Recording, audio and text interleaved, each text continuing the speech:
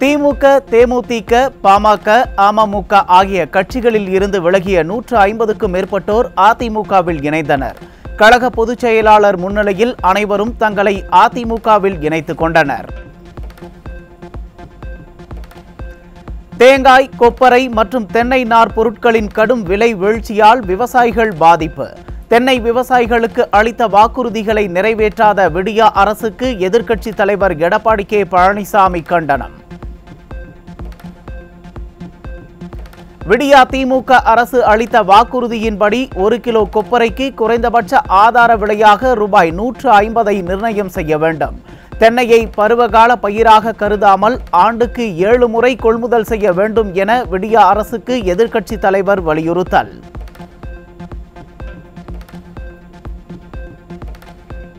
தேங்காய் எண்ணெயை நியாய விலைக்கடைகளில் விற்பனை செய்ய வேண்டும் என்றும், தென்னையில் இருந்து தயாரிக்கப்படும் உப பொருட்களை அரசே கொள்முதல் செய்ய வேண்டும் எனவும் விடியா அரசுக்கு எதிர்க்கட்சித் தலைவர் வலியுறுத்தல்.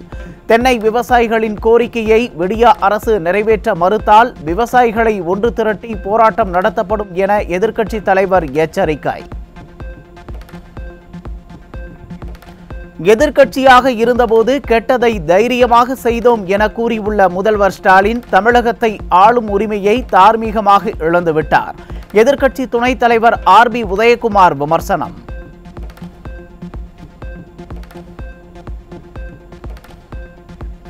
கைதியின் வழங்கப்பட்டுள்ள செந்தில் பாலாஜிக்கு அமைச்சரவையில் நீடிக்க என்ன தகுதி இருக்கிறது? செந்தில் பாலாஜியை அமைச்சரவையில் இருந்து நீக்க ஆளுநருக்கு முன்னாள் அமைச்சர் ஜெயக்குமார் வலியுறுத்தல். தமிழகத்தில் சட்டம் ஒழுங்கு சீர்கெட்டு அசாதாரண சூழல் நிலவுகிறது. ஆட்சியை கலைப்பதற்கு கூட வாய்ப்புள்ளதாக முன்னாள் அமைச்சர் ஜெயக்குமார் கருத்து. அமைச்சரை டிஸ்மிஸ் செய்ய அன்று ஆளுநருக்கு இருந்த அதிகாரம் இன்று இல்லாமல் போய்விட்டதா? தனது ட்விட்டர் பதிவால் தானே வசமாக மாட்டிக்கொண்ட ஸ்டாலின். போக்குவரத்து துறையில் வேலை வாங்கி தருவதாக கூறி மோசடி செய்த வழக்கில் செந்தில் பாலாஜிக்கு சென்னை மத்திய குற்றப்பிரிவு போலீசார் சம்மன். செந்தில் பாலாஜி மற்றும் அவருக்கு தொடர்புடைய 120 பேர் ஜூலை 6ஆம் தேதி ஆஜராக உத்தரவு. சென்னை அசோக் நகரில் கால்வாயில் அடைப்பு ஏற்பட்டு சாலையில் கழிவுநீர் வழிந்தோடும் அவலம். விடியா அரசிடம் பலமுறை கோரிக்கை வைத்தும் நடவடிக்கை எடுக்கவில்லை என மக்கள் வேதனை.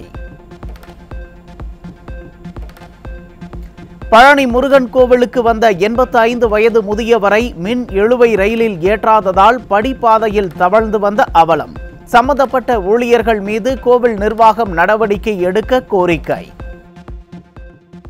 கோயிலுக்கு வந்து மனசு நிம்மதியே கிடையாது.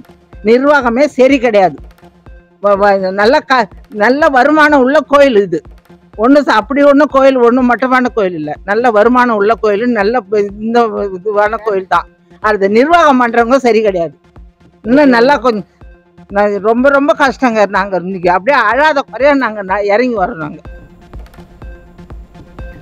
தென்காசி மாவட்டம் ஆலங்குளம் அருகே இடத்தகராறு காரணமாக வழக்கறிஞர் உள்பட 2 பேர் வெட்டி கொலை.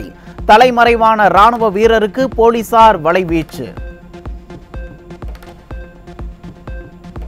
சேலம் மாவட்டம் ஓமலூர் பேருந்து நிலையத்தில் ஆட்டோ ஸ்டாண்ட் அமைப்பது தொடர்பாக மோதல். மதுபோதையில் ஒருவரை ஒருவர் தாக்கிக் கொள்ளும் வீடியோ வெளியானது.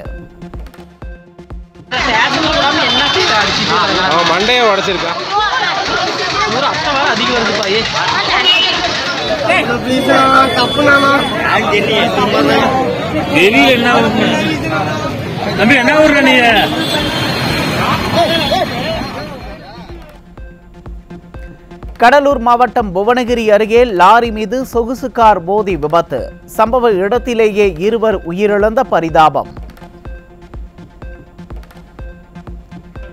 மக்களை தேடி மருத்துவம் திட்டத்தில் 12ஆம் வகுப்பு மட்டுமே படித்தவர்கள் ஊழியர்களாக நியமனம் செய்யப்படுவதாக புகார்.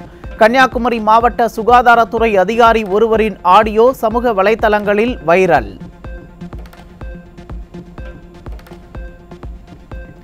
திருவள்ளூர் மாவட்டம் திருத்தணியில் இருசக்கர வாகனம் திருடப்படும் சிசிடிவி காட்சிகள் வெளியானது. விடியா ஆட்சியில் நாள்தோறும் அதிகரிக்கும் குற்றச் சம்பவங்களால் மக்கள் பீதி.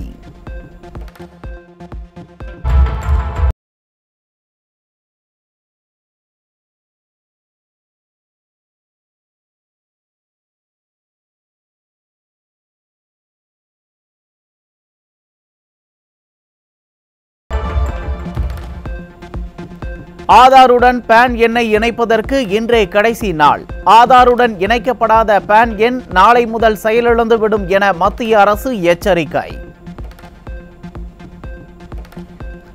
தீபாவளி ரயில் டிக்கெட் முன்பதிவு ஜூலை 12ஆம் தேதி தொடக்கம். ரயில்வே அமைச்சகம் தகவல்.